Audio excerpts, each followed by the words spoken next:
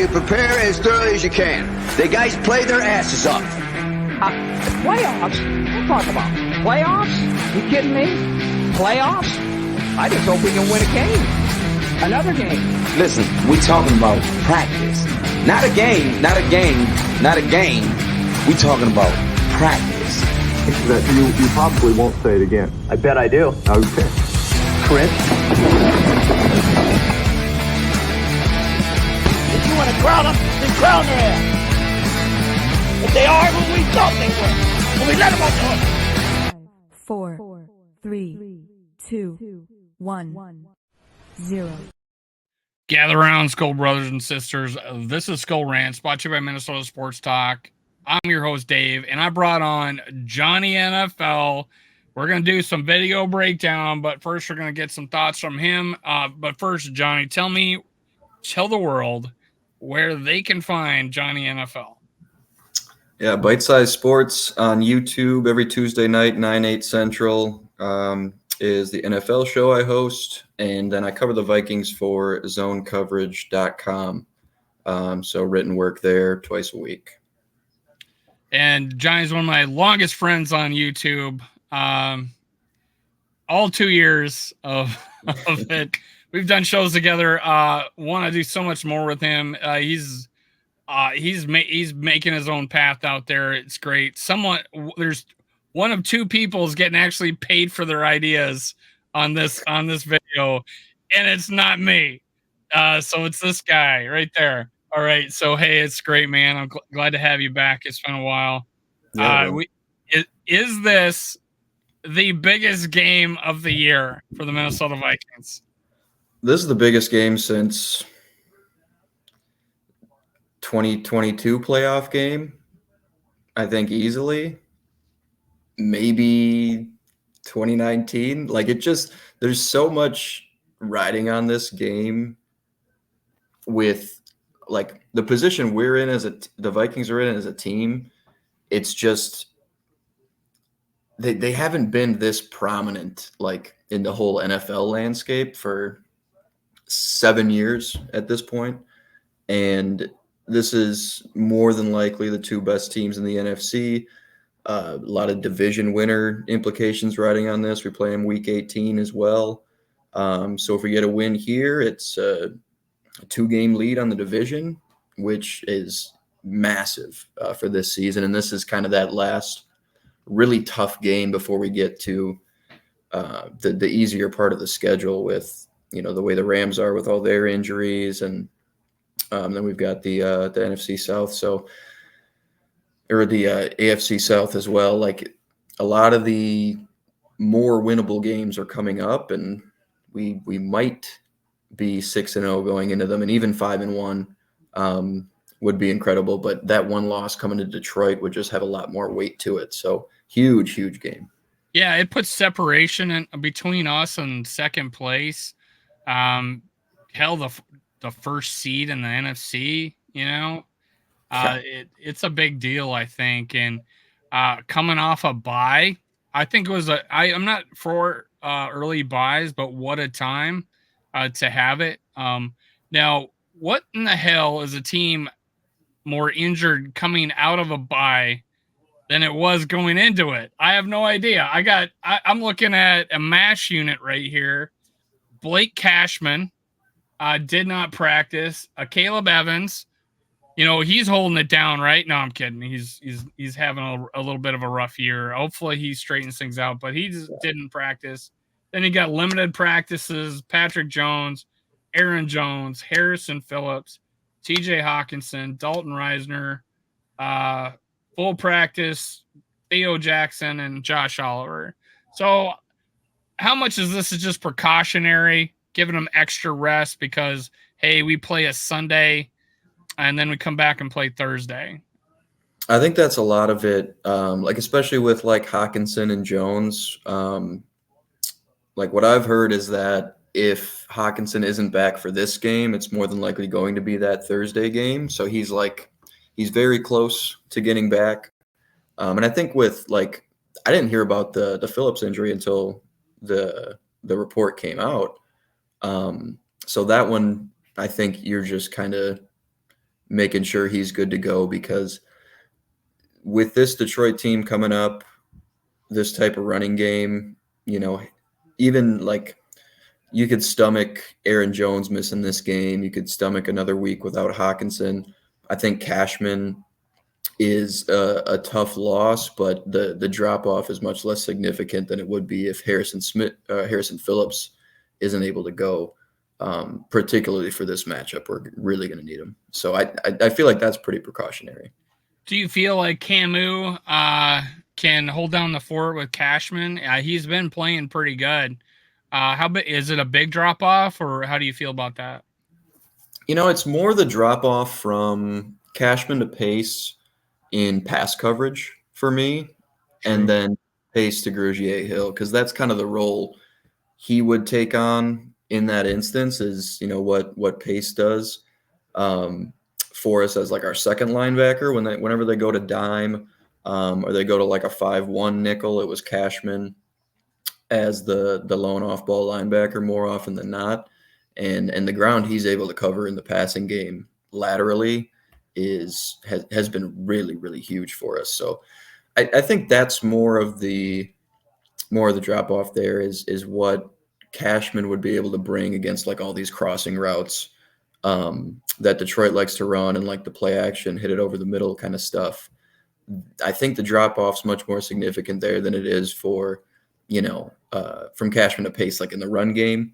And Camus, yeah, he's like all the free agent pickups from this last offseason. He's a really good, smart, veteran player.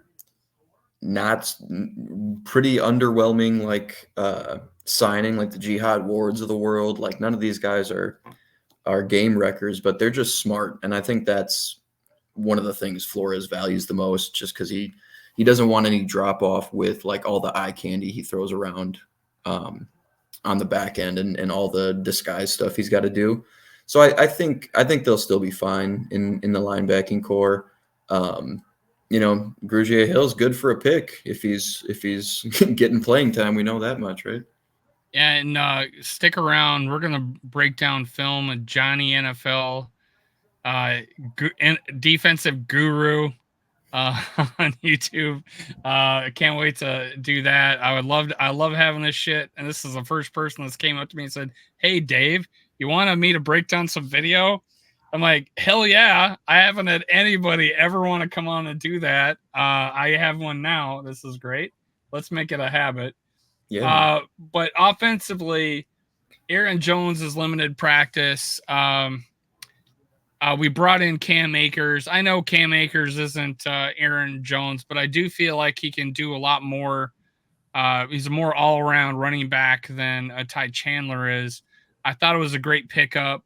Tell me what you think of this running back situation coming to this game with Aaron Jones hurt, Cam coming in. He knows the offense. Well, he should, hopefully. I don't know how these players do it. They learn a playbook but still remember the old one.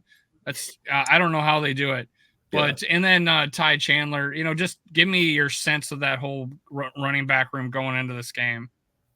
Yeah, I think if Jones is out, you might see a little bit more even split with even though it's going to be his first game back with the team. You might see a little bit more of an even split with the carries. And I think the impetus to go and get Cam Akers instead of bringing someone up from the practice squad or finding somebody on waivers was just that familiarity he has with the team.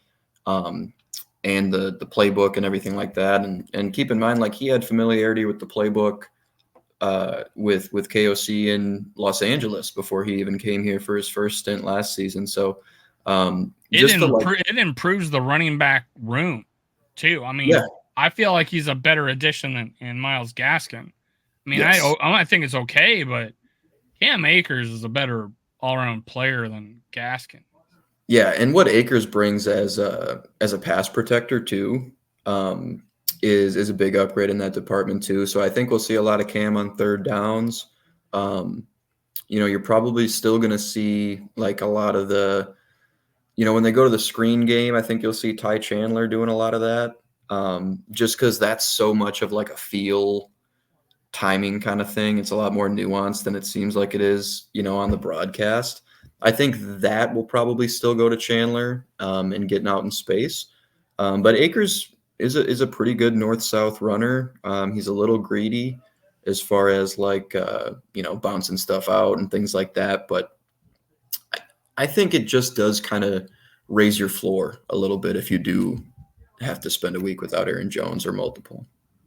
Now, Sam Darnold, and this is the third video I've said this. I apologize, KOC, for blaming you for how the offense performed. I since looked at it, and yeah, there's a lot on Sam Darnold there. Do you feel like he can, we'll get more of the first 4 weeks than we got the one that was in London? I mean, it was in London. Yeah, the weather, terrible. It's gloomy, it's wet, it's the whole game. You don't really actually can see that on TV because you can't really see drizzle. But that's what the London weather is. I've been there, Jesus, 3 times now. It's always like that. But and then you roll into how good the Jets defense is. He's bound to have a rough day. But we pulled it out. I'd rather have a lesson learned where he can go back and look at film with a win than I ever would with a loss. And thanks to our defense. And again, we'll talk about that soon here when we bring up game film. But how do you feel about Sam Darnold coming into this game? Is he a bounce back candidate? I think the Vikings put up 40 this week. Holy shit! I'm clicking that. Did. And not necessarily. That's the thumbnail. Vikings are going to put up 40. Johnny NFL. Yeah, no, and not necessarily just because I think Darnold's going to have this incredible game, and I think he's going to have a good one. But like what the Jets were able to do, and the conditions weren't conducive to offense for either side necessarily. Yeah. But what the Jets were able to do, playing as much man coverage as they did, really kind of like muddied up passing. There were a lot of tight passing windows in that London game. And that's, 2 top 15 cornerbacks in the league. And their nickel corner, Michael Carter's very, very good in that role as well. So the Lions personnel in the secondary isn't quite as good, but it's very good. And Aaron I hear Glenn, they had a lot of penalties. We had Micro Mike on last night, and the GG boys talked to him about penalties, and we're coming off of what I almost felt like it was a lackadaisical game for Justin Jefferson, but he still had 90 yards, but probably just as much in penalties that he drew because there was I keep saying this, there was one real bullshit call, but that went our way. But other than that, he draws penalties there, and if Lions want to go man to man against us, go ahead. Go ahead. And I'm really curious to see if they do, because like on a fundamental level, Aaron Glenn wants to do similar things to what Robert Saleh and Ulbrich now, I guess, wants to do, is get pressure with 4, be able to play aggressive man coverage, and make the passing windows really tight. But if they try to do that without Aiden Hutchinson, Marcus Davenport's out for the year, Derek Barnes is out for the year, John Kaminsky's out for the Lions. I'm getting excited. Yeah, their best edge rusher is probably going to be like pure pass rusher is probably going to be like James Houston, who had 8 sacks as a rookie and hasn't been phenomenal since. And he's more of like a pass rush specialist, like a Josh Uche or like Jihad Ward for us is really only in there on 2nd, 3rd downs. But other than that, it's like Josh Paschal. Like these aren't names that are going to scare you. Like the Vikings are going to be able to send a ton of double teams to the interior, give Bradbury and Ingram some help, put O'Neal and Darisaw on islands. And I think you're going to see some highlight reel tape from Darisaw in this game. I don't think either tackle allows a pressure. So if they try to play as much man coverage as they have to this point in the season, the Lions have played a ton of it.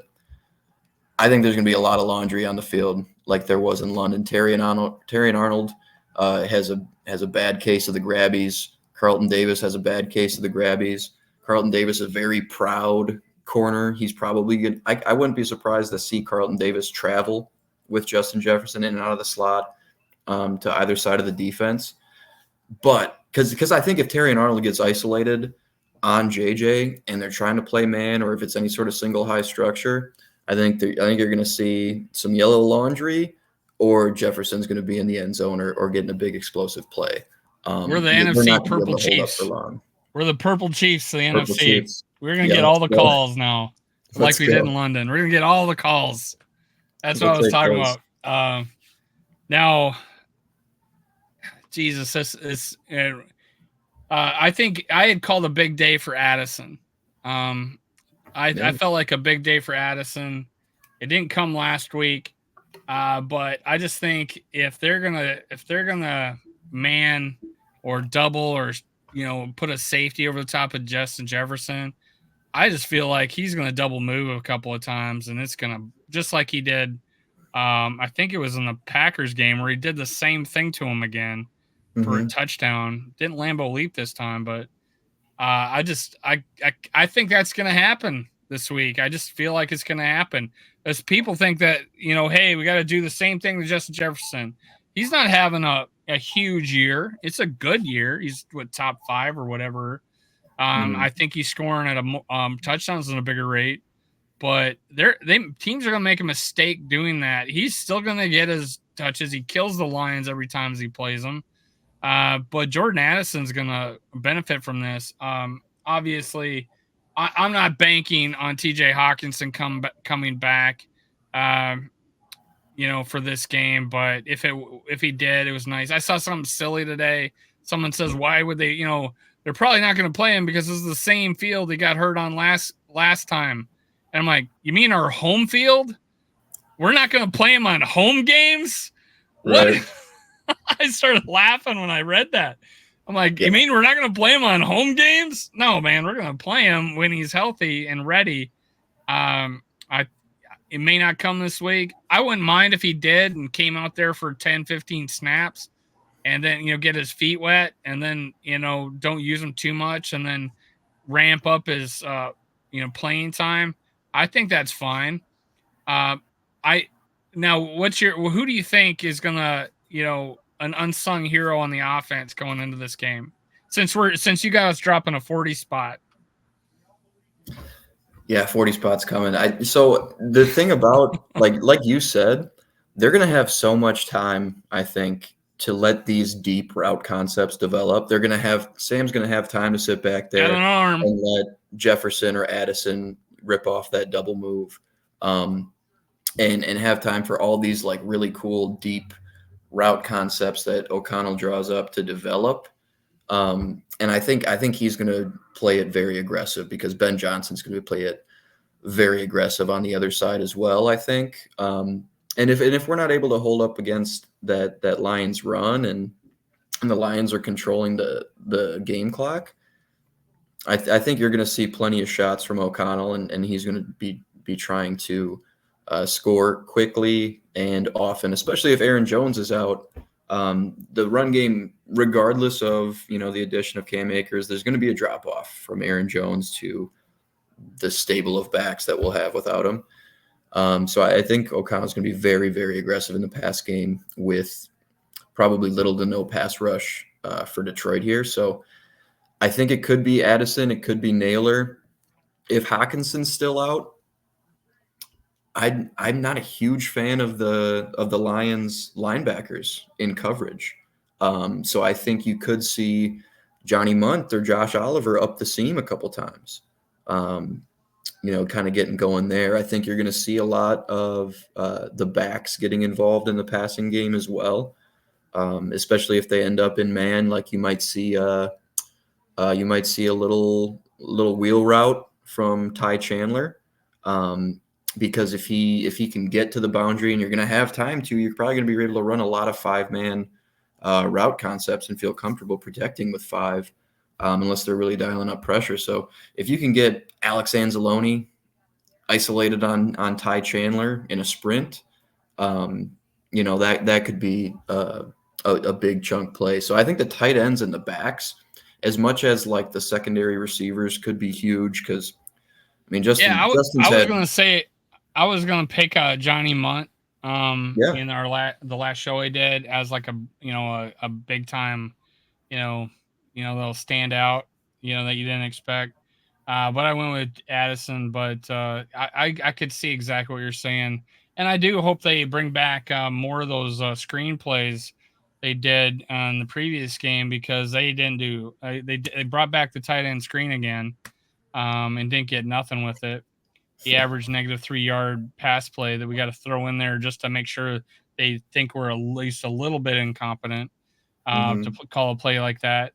We religiously did it in 2022.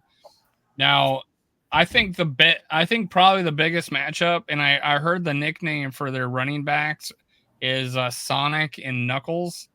Over on, I thought that was a brilliant, honestly. Good. Kind of like Earth, Wind, and Fire from the Giants from years Mhm. ago. But Mhm. Sonic and Knuckles against our second-ranked run defense. Now, people had to pass against us. That might have something to do with it.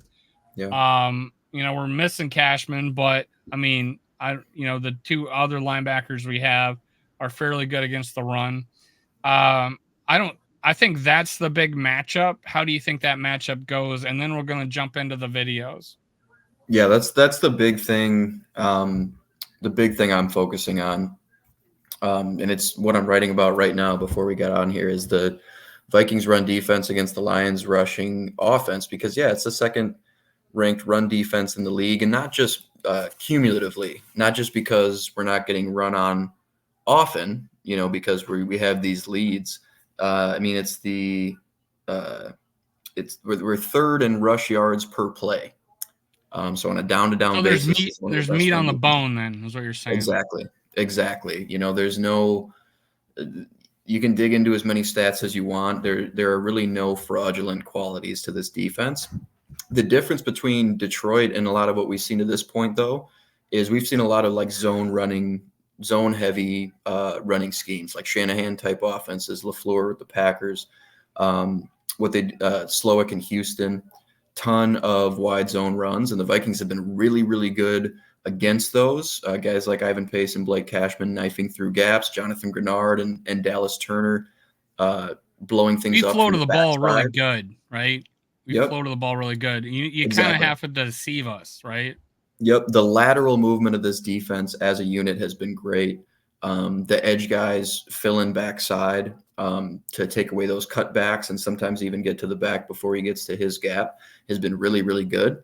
But what the Lions have been amazing at to this point in the season is, running gap scheme runs, power, duo. They have like a 60% success rate when they run duo, which is a more north-south. You're not pulling anybody.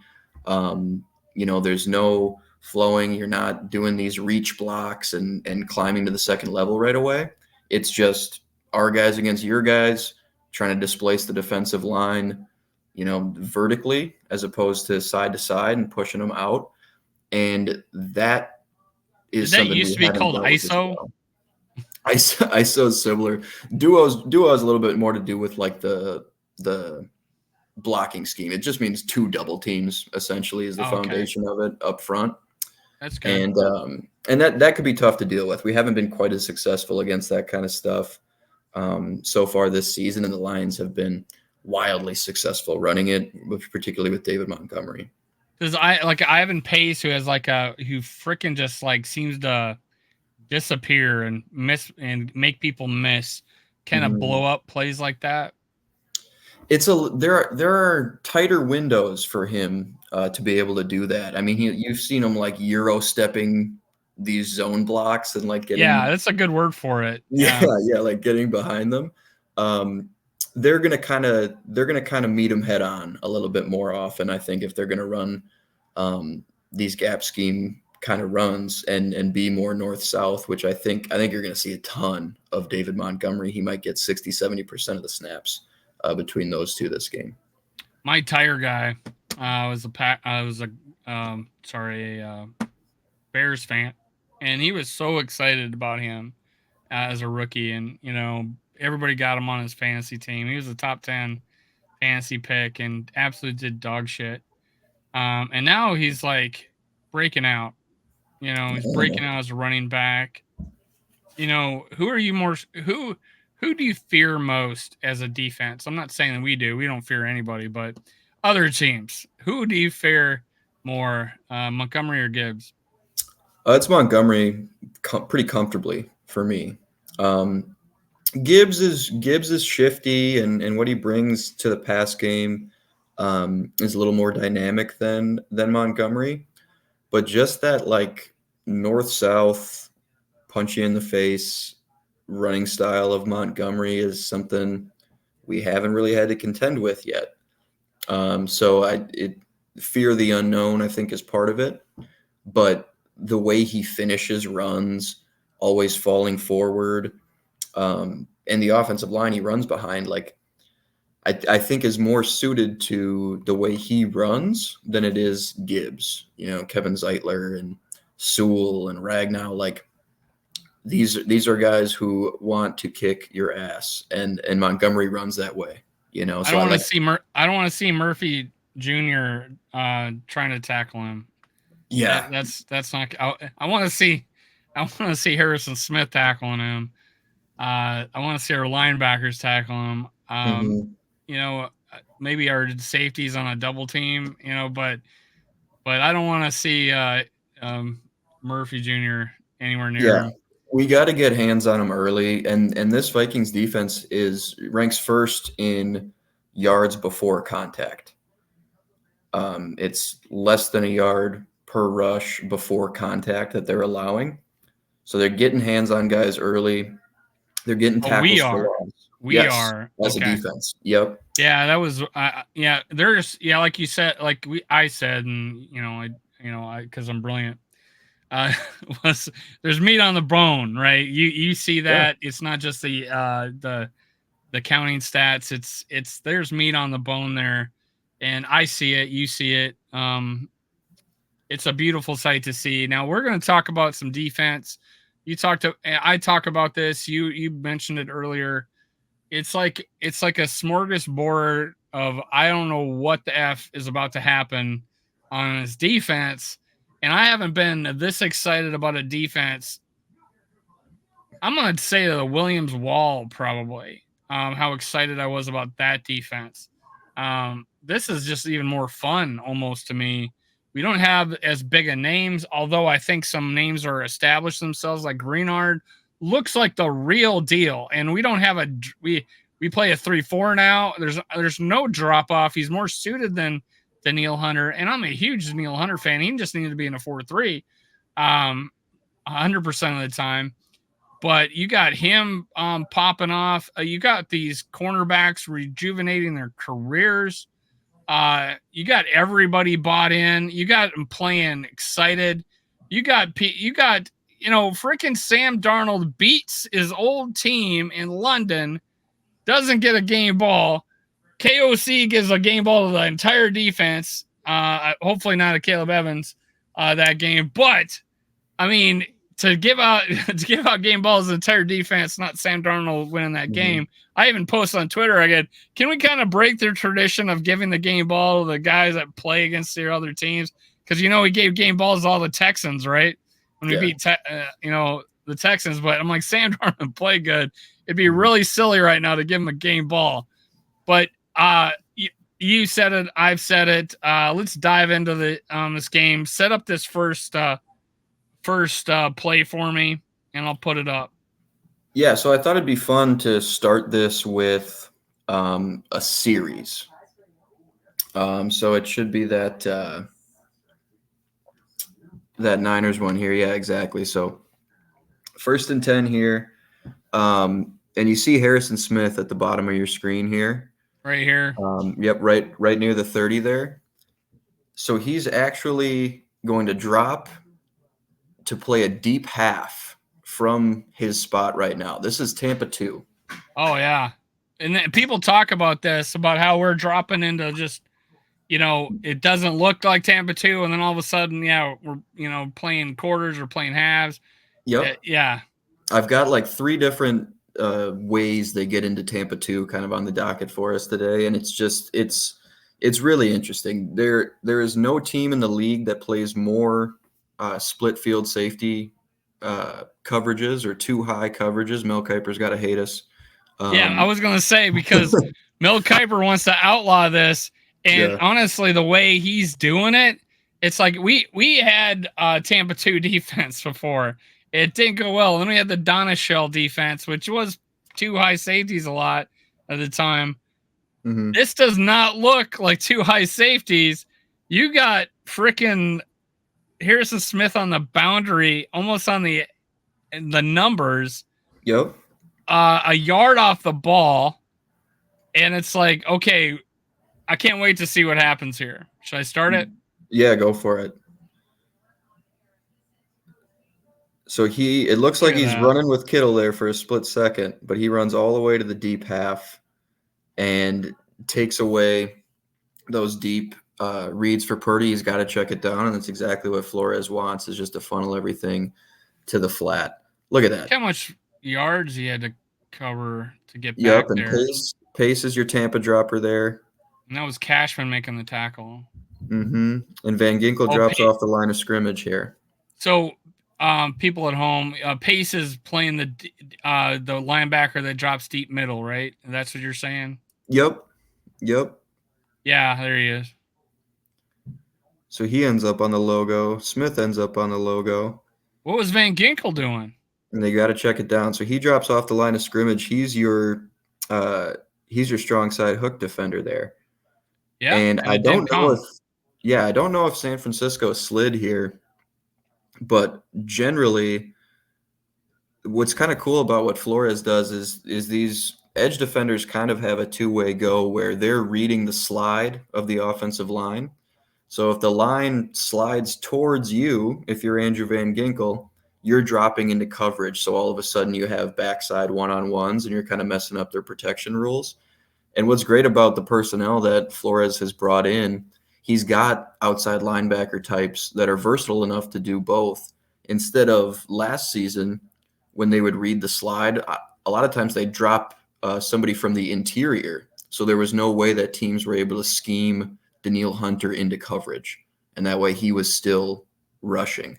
But they would mess with the protection rules by dropping someone from the interior from the slide side. Now you're dropping an edge guy out of the slide side. And that's been really great for him. It's how they got Grenard one-on-one with the tight end like 3 times against Houston. So the unsung hero of this play, I think, is our corner on the right side who came off his guy to take away that deep out. Yep. And that's a great read. Yeah. Yep, and I think that's Shaq up top. Yeah, Shaq. Okay. Yeah, he's looking for it the whole time, right? Mm-hmm. And he goes to the dump off, but that's where they were going with it. And I don't know if it was a bad. There was no like spacing. It was right. Not as good as spacing on that play. Yeah. So here's a new play. Back this one up a little bit and just watch everybody's hands up like this. Look at all the communication going on in the defense pre-snap. Like Harrison Smith down here at the bottom. They're doing all this stuff. I have no idea what it means, but they're communicating with each other. Yeah. Making the call here. And this looks a lot like what we ran a lot of last season. It's a 6-man pressure, and you're kind of in a cover 3 behind it, but it's like a basketball zone. You're like look at that communication. Yeah. Oh, they're all just. Oh, he had a guy. Probably a better choice was the guy in the middle. Yep. When you look at this, to get the ball out so quick. He'll come up here in a second. Like the guy that's going to cross Pace's face, I think. Let's see what happens here. Yeah, right here. He could have waited a little bit and got it a little better, a little more chunk, but 100%. Yeah, they're trying to get the ball out fast. Yep, and that's no gain on that play. Yeah. So this is 3rd and 5 now. And now they actually go to man. Well, look at this, the way this is set up. Like, what is going on here? The front there? Yeah, there's 3 guys on the right side of the line. One guy in like what do they call it? 9 technique? Yep. At the bottom of the screen. Bernard, and you've got a boss front or a load front over there. Van Ginkel's standing up. They're And they shading to actually the go. they're shading to the side of the bunch formation. Yep. Makes sense. Yep. So You in you would case. think, and like I'm looking at this, that they would sneak out the running back to get him one-on-one with the safety. You would think. Let's see what happens. Yep. And they actually go to cover one robber here. And so sorting out, you need really, really smart corners to sort out a bunch if you're going to be in man. It's really tough to defend bunch formations out of man because you can do all these switch releases and all these little rubs and screens that you can kind of naturally set. Look at the running back right here. Oh yeah, and since he leaks out so late, yeah, he didn't get out fast enough. Yep. So that's Cashman's first read, is to cover that running back if he leaks out, either to the middle or to that flat, because they're in man everywhere else. So that's his. Yeah, I'm man. looking at this and I'm like, okay, if he's rushing, if Grenard's rushing, you got the running back one-on-one with Harrison Smith. Yep. And so Harrison Smith's actually in like a robber zone here over the middle, and that's Cashman's guy, but he's out leveraged. So he sees the back stay into block, and he just floats over to the passing strength, to the trip side. Okay, yeah, Cashman could have gotten to him too, but he like made a bet. It looks like. Exactly, and that's just really, really heads up. Because he was slow coming out, right? He was slow coming out. He knows he's got a safety behind him. Mm-hmm. And you can do the math. Everybody's got a guy. Yep. And he's like, okay, let me go. This guy's coming out late. He's ready to throw. Makes a bet. It looks like to me. And shit like this is what worries me about not having Cashman for this game, because I don't think Pace gets there and bats that ball away. That was just such a heads up play from Cashman. He's a little bit longer.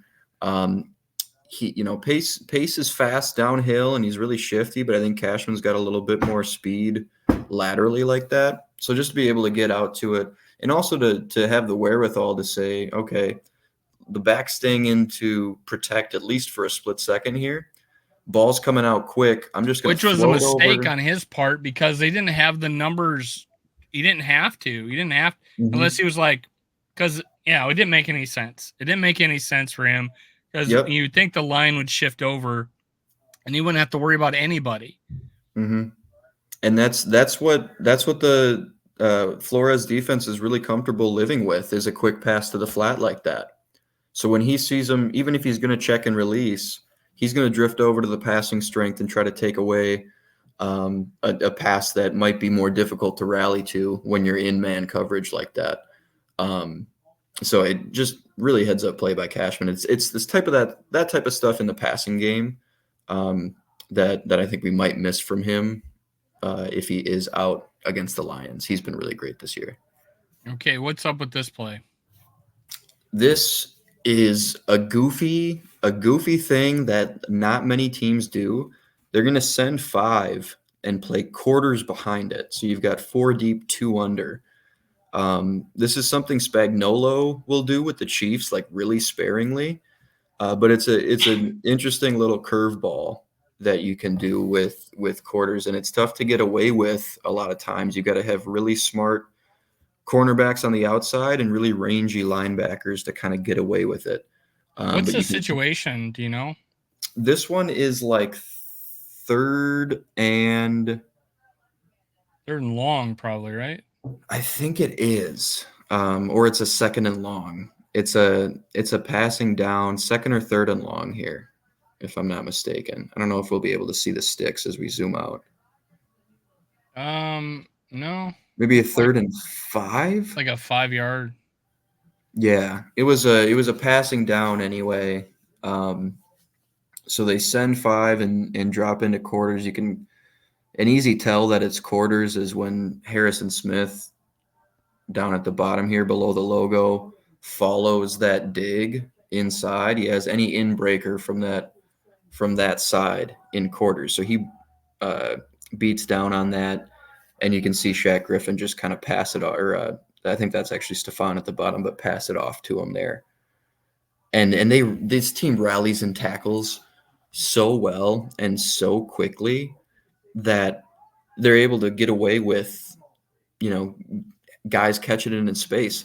They allow the most average separation per catch in the league, or they're tied for it. Like 3.9 yards per catch is the average separation that the Vikings allow.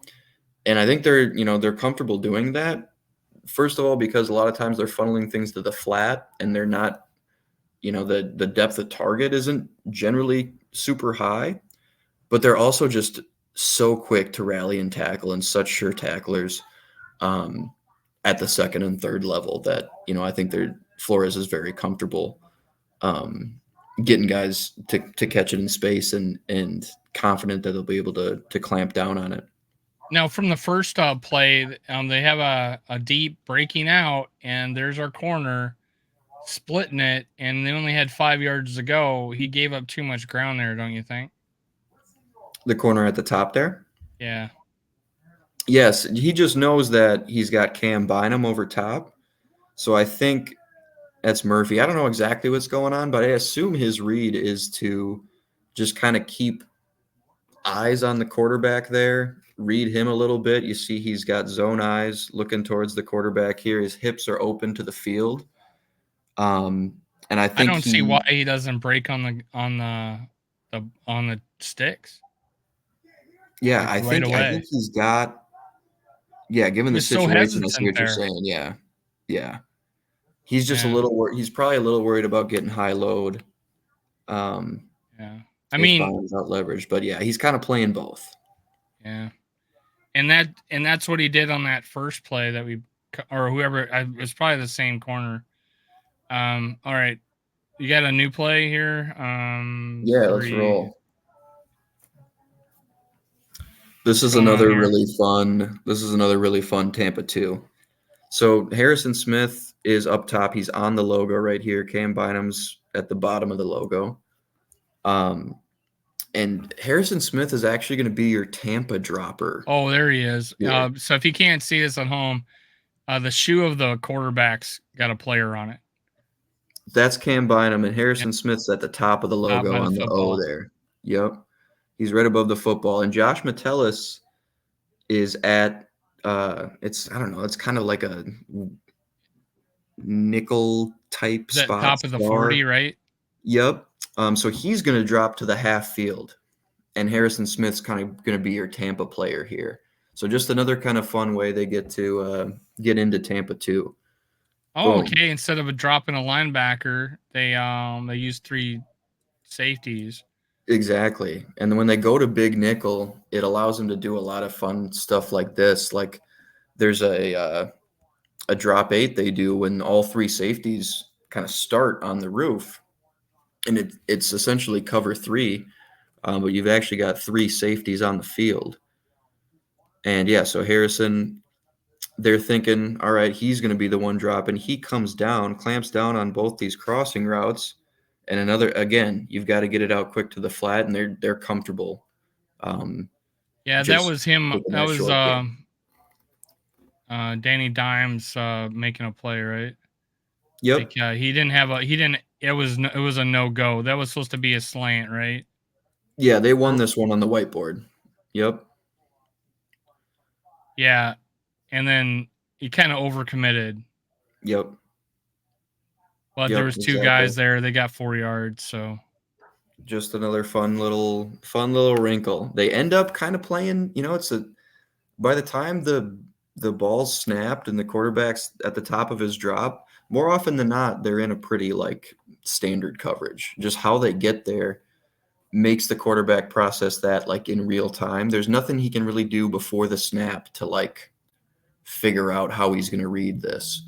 So it's just little goofy stuff like that is just enough to throw them off and take away any big hitters. And like I said, they're more than comfortable with just letting stuff go to the flat, get 5-6 yards, whatever.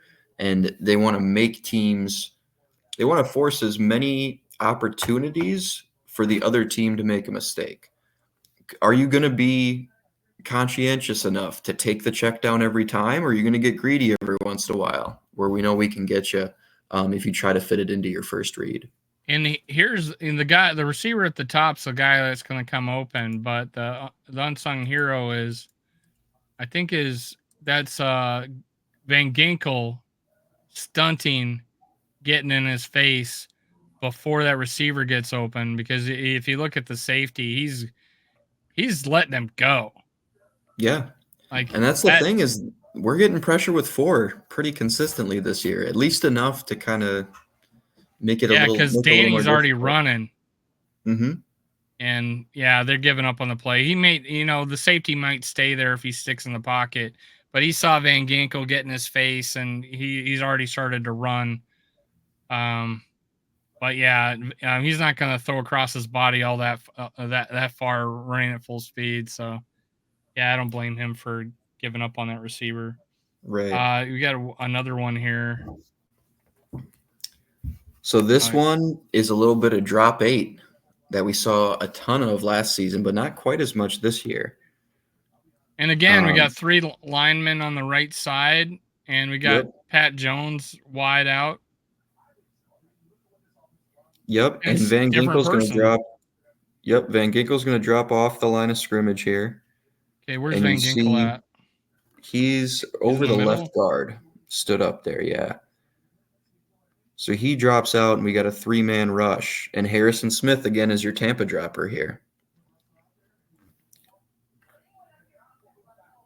Force a quick check down.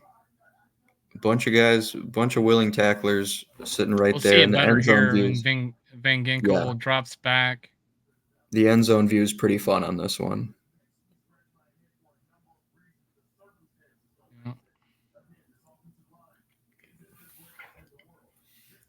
Now, I mean, the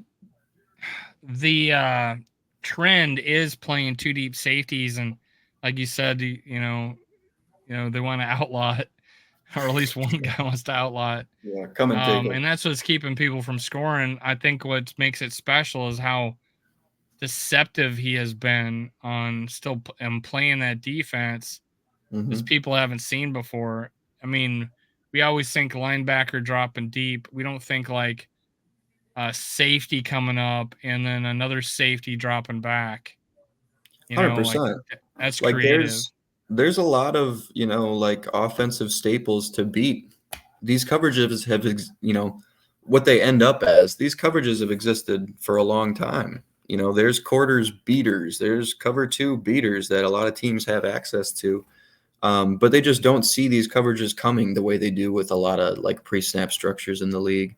And other teams disguise, but Brian Flores disguises on like every down almost. It's insanity. And it's all chaos. These ones are really fun. So he shows, this is the Van Ginkel pick 6. And they ran this exact same blitz at least 3 times. I might have missed one, but there's at least 3 times they run this exact same blitz. They've got 7 walked up. And, there's 6 come. So they should be able to protect it. They've got 6 pass blockers, but you've still got a free runner. And you get the interception here. Now, again, I'm far from the be all end all of like, all this scheme stuff. I'm just a guy who's read books and watched an inordinate amount of football. So, there's a lot of people who could analyze this a lot better than me, but just looking at the numbers game along the front here, the reason like cover 0, when you would walk it up or show cover 0, more often than not, teams are showing 6 guys up on the line of scrimmage, right? And that's pretty standard for offenses to sort out, especially if you've got a back. You can do a half slide, and then you'll have the back take the free runner from the inside, like he takes Metellus right there. But they half slid to the right, to Van Ginkel's side, because they're probably expecting if anybody's going to drop out, it's probably going to be Harrison Smith off that back side. They slide towards Van Ginkel. If you maybe just play it kind of slow here. Boom. They're sliding to the right. They think they've got it blocked up to the left because they think they're going to need 3 bigs on 3 bigs to the right side here. So the center slides right. It's a half slide. The other 2 guys man up. Brees Hall takes the most immediate threat, which is always the blitzer from, you're sorting that inside out as a running back because the guy on the inside is going to get there the fastest. This one shocked me that they had a different play called coming up to the line, and we forced them to throw hot. Yes, and I think you're exactly right. I think that's what he's doing when he looks out at the receiver. He holds up one finger. I cannot. Somebody said this about. Yeah, it might not even have been Rodgers, but people. I can't remember where I heard it, but the quarterbacks will say it takes one to be hot. So he's pointing out at the receiver. It takes one to be hot, and you've got trips to that right side there. And he tries to throw the slant to the number 2 receiver, and Van Ginkel drops right into his window. And I think more than it confused Aaron, I think he just really thought he was going to be able to get it past Van Ginkel and might have underestimated like how athletic that guy is. Also, he just shoves this guy off, just breaks this tackle, which is incredible. I'm but glad they didn't call that a block on the back. Yeah, these 2 stutter steps to get that guard to commit is ridiculous. Boom.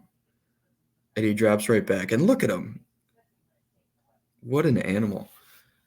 He's such a fun player. He's one of the reasons Flores is able to get away with a lot of this stuff is just Van Ginkel. And this is the exact. No, he did that to Sam Darnold in practice, and then he did it earlier the first game of the year, right? Yeah, everyone's worried about Darnold, but it just turns out Van Ginkel is just that good. Maestro. Yeah. And then they showed this on the very last drive. The next play is on the very last drive where the Jets can go ahead with a touchdown. 8 so people up at the line right there. Yeah, it's ridiculous. If you want to go to the next one too, or in a second here, yeah. So same exact thing. Oh, yeah, this is the next one. That's right. So same exact thing. This time Rodgers pumps to where Van Ginkel drops to. He's like, oh, fuck, that's right. I forgot about that. And then he panic throws to Garrett Wilson, who's just running like a little stick route to the outside, and ends up kind of doing like an off-script double move. And Rodgers is fading away. Plant your foot, man. And he's got a panic throw. Yeah, exactly. Plant your foot and throw that. Just all he has to do is put some air under it in bounds. Yep, that time the rush. Touchdown. Yeah, that time the rush did all the work here. So they sort it out a lot better. They don't slide right. So they're actually able to pick up Harrison Smith off the edge. So they were expecting that, but Aaron still almost does that same thing. He's like, oh, that's right. And then he has to panic, flail this one outside. And like I said, they ran this at least one other time, this same exact look. And even by like Rodgers, mentally, I think did a good job here. But the pressure he's getting off his blind side, and Harrison Smith tattooed him in the back earlier in this game too. Yep. So he's probably thinking about that a little bit. He sprints out, throws off balance, and can't connect with Garrett Wilson. So the last one, and this is what's kind of fun, because now you have the personnel in Stephon Gilmore and Shaq Griffin to be able to confidently play press man and get away with it. And here they run cover 1, double 5, which is doubling Garrett Wilson, who's at the very top of the screen. So Garrett Wilson was having a pretty good game. I think he had like 11 or 12 catches for he wasn't getting a lot of yards on these catches, but he was getting targeted a lot. And so they run cover 1. Yeah, for sure. Cover 1 to double Garrett Wilson, who's at the very top. He's got Shaq Griffin on him. Cam Bynum is going to double Garrett Wilson right there. So it looks like it's maybe going to be cover 2 man. Cover 1 double to that side. And Harrison Smith is going to have the deep middle, but as you know, you get an outside release from the slot receiver up top, and Rodgers is staring down Mike Williams the whole way. He knew he was going to throw this ball here the whole way. It's Stephon Gilmore on him on the bottom of the screen, and Flores just trusted his guys here. If this is Devontae Adams, I think there's a chance he catches this ball just because he knows the little shit Rodgers likes to do with his ball placement and these like quick little back shoulders that are a little off script. I think he might have undercut that, just kind of having a feel for it. But Gilmore's got his eyes on it all the way, and he's just staring him down. He might have been able to fit in that seam from the slot there, but he tried to throw one of those earlier in the game that Cam Bynum came over the top and broke up on a very similar coverage in the end zone. It was a perfectly placed ball, but Cam Bynum broke it up. It was one of the best incompletions I've seen. So he looks off the seam ball right away because he sees Cam Bynum over top. Yep. Don't you think that was a play, right? Don't you think? I think so. There's more room for it.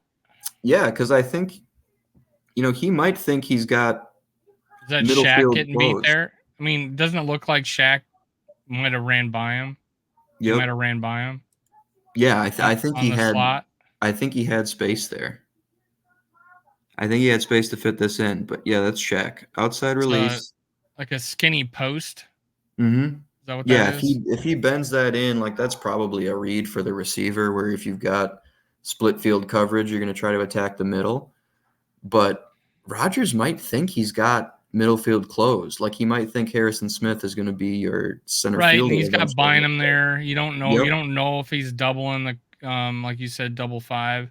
Yep. So he comes off that. So there's a lot of choices there in, again, deception. Yes. The illusion of complexity. Mm-hmm. Yeah, that coach speak stuff in practice right here. When you kind of break it down like that, it looks like, well, this guy could have been open and this guy could have been open, but there weren't many choice. I mean, every play, it seemed like it was one guy that he could have went to, but it still would have been tight.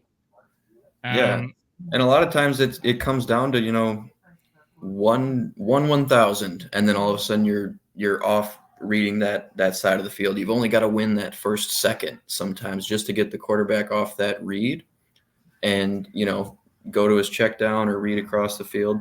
And he does look to the two receiver side initially, and Shaq does a pretty good job at the line of scrimmage. Cam Bynum's over top, so he looks it off, fires it to Mike Williams because he knows he's got a one-on-one, and Mike Williams is no longer that guy. Aaron Rodgers probably underthrew it. Honestly, it wasn't too bad a coverage of Griffin because he was going to trail him. Yep. And he wasn't beat. No. So, and he knows he was one-on-one with them. So it wasn't. But again, he didn't look his way. He was dead set on going to Mike Williams. It would still have had to have been a really, really well placed ball to get it over Shaq there, in that trail technique. And I think too, like initially when he reads that, he's like, "Oh, Cam Bynum is over top of it." He's probably reading number 2, but he actually goes and doubles Garrett Wilson. He went right away. It's not like that was his assignment. Yep. I would kind of hope that like that he like holds up a little bit, doesn't commit as fast as he did. But again, it was just looking at that from a quarterback. You're like, where am I going to go with this? Right. Mm-hmm. He's and what's like, fun, okay. Yeah, what's fun to kind of see him bust out that cover one double is that's a lot of what they did in the 2018 Super Bowl against the Rams when Flores was on that defensive staff. And they would run cover one double on Robert Woods in that game. So, and Stephon Gilmore was on that team, and he would often be isolated on the backside, not part of that double team. They'd have their corner 2 and a safety doubling the number 1 threat, or the guy who's targeted most often, and then have Stephon Gilmore kind of live on an island, and that's exactly what they ran here. And the fact that Flores is like comfortable and confident and willing to go to those types of coverages. That's something we didn't see at all last year. They ran man coverage 7% of the time last season. I don't know what it is to this point in the season, but from what I've watched the defense a ton, it's got to be more than that. 7% was a league low. So I think having more. I just feel like more personnel. We're doing better things. We're doing more. We're just you don't know what he's doing. There's just so much more he's able to do with the personnel he has, and it was either we were bringing the house or we were dropping 8. Those are the only 2 things that we did all last year, it seemed. Yeah, and he's got more arrows in his quiver now with the personnel that's come in, and I mean he's using all of them. And I think this extra week of preparation, you might even see some more stuff we haven't seen to this point with what he does to try and confound. And shout out to him. That defense was mad after giving up all those yards to the Packers in the 4th quarter, and they came back and played a whole game against the Jets. Mm-hmm. That's the first time we had to win. Won that game for us. Yeah, it's the first time we've had to win ugly all year, and we did it. Yeah, that's the Vikings. We win ugly. There you go. Our wins are ugly wins. No, but hey, it was great to have you on. Now, a little parting shot here? Do you feel like we're going to commit the run defense and make their quarterback beat us? I think so, and that's what a lot of what he's done to this point in the season. Like the Vikings are second in the league in blitz rate at like 41%, but a lot of that comes on first and second down. On first and second down, they're blitzing about 49% of the time, 48% of the time. They're only blitzing 29% of the time on third down. So they're sending run blitzes, which is smart. Get them first and long or second and long. Get them in third and long. Mm-hmm. Yep. So that's exactly what he's trying to do. And then once he gets you to these, long down and distance passing downs, all of a sudden he doesn't have to send that much pressure first because they can get home with 4. And when it's a for sure passing down, you can just put 4 edge guys out there. You can have Jihad Ward at the one technique and Patrick Jones rushing from the inside and Ginkle and Grenard and some combination of these 5 edge guys that are pretty interchangeable at that point. And then just, use all that eye candy on the back end to create advantages instead of, trying to generate this quick pressure. You can let the quarterback sit back there and try to figure out what's going on, but he's got all these tricks up his sleeve that once it gets to third and long, it's like, well, all right, knight to E4, your move. Outside of your 40 spot that you said we're guaranteed to drop on these guys, no question asked. It's in stone. Who's the unsung hero on the defense? Who's the unsung hero on the offense? I'll lock in Johnny Munt. Johnny Munt, everybody. Johnny NFL picks the best third receiver or tight end in the league. He's kind of number 1 right now. Yeah, he's playing like 60% of snaps. Yeah, he's number 1 right now. But Johnny Munt, book it. Okay, why? Why Johnny Munt? Johnny Munt, book it. I think there's going to be a lot of safety attention to Jefferson. And I like tight end seam routes. Yeah, I think one or 2 of those might hit. Like you remember the play to Josh Oliver in the Giants game when CJ Ham motioned out to the right and they ran like this 4 verticals concept against a 2 high safety look. It was down in the high red zone and Josh Oliver bent it in and caught it right over the hook defender between the safeties. I thought that was his best throw of the game. I said that. Yeah. Johnny Munt had a catch like that on like the same exact concept out of different personnel in week 3. And I think something like that there's going to be a lot of green grass for him in those areas. Cause I think safeties are going to have eyes on Justin Jefferson. And I think they're going to do their best. Justin Jefferson's had over 140 yards in each of the last 3 games against Detroit. And knowing Dan Campbell and knowing like what he did with all the O-line tricks against Dallas, just pissed about that ineligible kerfuffle from last year. He's a kind of a petty guy. I think there's going to be some pride on the line keeping Justin Jefferson from having an atomic game. So I think there's going to be a lot of safety eyes towards him. They're also going to be really conscious of Jordan Addison beating him deep. And I think that's going to leave a lot of room underneath the safeties and behind the linebackers for maybe a little Johnny Munt action, maybe like 3 catches, 45 yards or something like that. And maybe one of them's a touchdown, or maybe one of them's like a really high leverage situation. But I think he's going to have like a pretty good game and should have some looks. Because like I said, I'm not a huge fan of their linebackers in coverage. Jack Campbell is really long and can do a lot of good things, but I think there might be some opportunity there. I think to score 40, we probably have a few short fields, and it's because of turnovers. How many are we getting? We're a turnover machine on defense. Who's getting them? Who's the hero? I think we might have 1 or 2. Because like when we're gonna punch at the ball, I think on Montgomery, he's gonna have a fumble. Because he won't go down. That's the thing. There's going to be a lot of second man in trying to bring him down, and then that second guy, if he stood up, that second guy might come in punching. I think a fumble might be more likely than a pick, but like the quarterbacks that give Flores defense problems are the ones that can buy time and like throw off platform and like do these weird arm angle kind of stuff. Maybe even like scramble out, like Jared Goff. Quarterbacks that are not Jared Goff.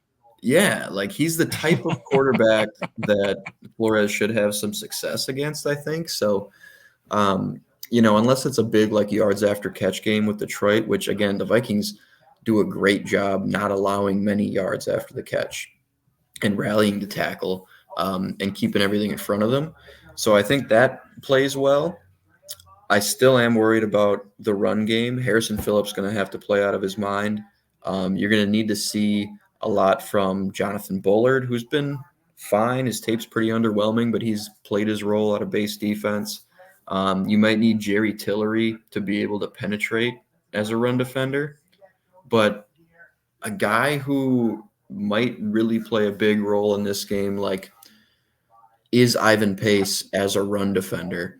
And I wonder if, he's going to be able to have that same kind of success knifing through these blocks if they are going to be more downhill gap scheme, which I feel like they will lean into, like the numbers say they should.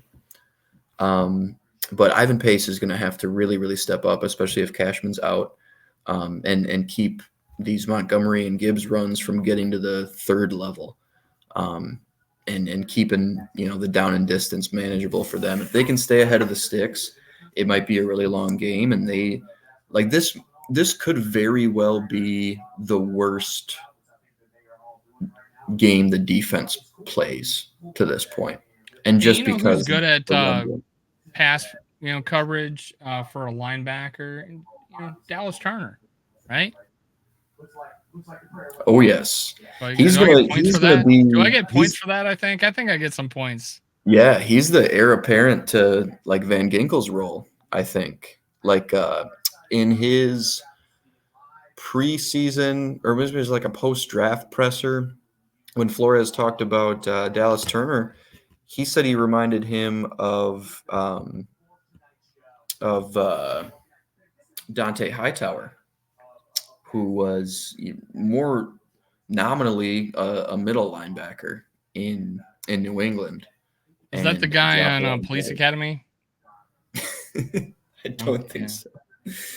But yeah, just big body. He was the guy, the NFL player that played that big cop on Police Academy. Oh, that was his name on the roll. I got to bring my 51-year-old age into my videos. You just got to live with Johnny. I might miss a few pop culture references, but from the 80s, yeah. Yeah, yeah. But no, I don't know. Like I think you're right though. Like he could be really good. He might get a little bit bigger snap share. especially if Cashman's out, just as a function of, hey, we want guys, more versatile guys who can drop in and out. And he's been really strong against the run this year too, setting the edge, Yeah. and knifing in. So This might be a game where he gets to see some more and gets to come back into the fold a little bit. yeah, they're easing him in because they're and it's going to like have a lot of plays. This is going to be a game where there's going to be a lot of plays, and we're I not agree. that team usually. I agree. Long drives I could see from Detroit. You just got to keep them out of the end zone.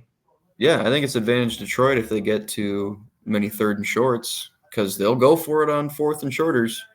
And, there's only be, they will just run the hell out of it with Montgomery if they get short yardage situations, and those are going to stack up. But I could see this being like a 41-34 type of game. Like I think both teams put some points up if Detroit is able to control the game running the football. So should be a really fun one, but I don't know. I think we got it. I think we got it. And 40 spot 40 spot on the board. Here we go. That's my main prediction. Hold me to that one more than the Johnny Munt call out. Okay. Johnny Munt. Johnny, this is the headline. Johnny NFL picks Johnny Munt to be the main cog in the 40 spot that we put on the Detroit Lions. Yep. Book it. That's a headline, guys. That's my headline. Right set your over under at 2.5 receptions and 44.5 yards. There we go. Hey, thanks. That's it for today, guys. I can't wait. We're gonna have a pregame video we'll post Sunday morning with Skoldoc. We do a Tuesday night live show. We do a Saturday morning preview that we post. And I would love to have Johnny back anytime he wants to break down video of the 40 spot we just put up on the Lions. Let's go. Skull Vikings. Yes, sir.